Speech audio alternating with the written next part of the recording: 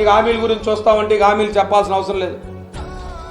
ఎంత అటుగోలుగా మాట్లాడతారంటే నేను చూసాం.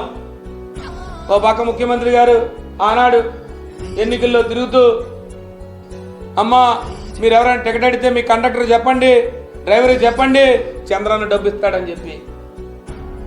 నువ్వు మీ పుట్టింటికి వెళ్ళిపోతావో, నువ్వు అన్నవరం వెళ్ళిపోతావో, నువ్వు తిరుపతి దర్శనంకి వెళ్తావో, లేదు నీకు ఎక్కడనైతే విహారయాత్రకి వెళ్తావో, నువ్వు వెళ్తే డబ్బు చంద్రన్న ఇస్తాడని చెప్పు అన్నాడు బస్సు ఎక్కితే.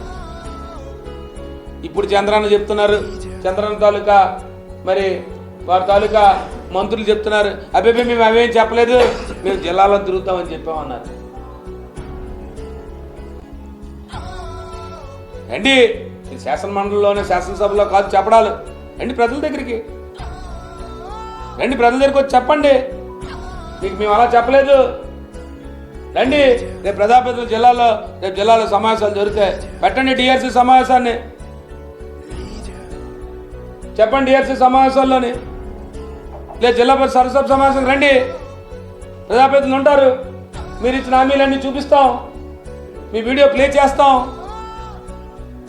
ఒకసారి మీ హామీలన్నీ గుర్తు చేస్తాం, చెప్పండి మీ సమాధానాలు.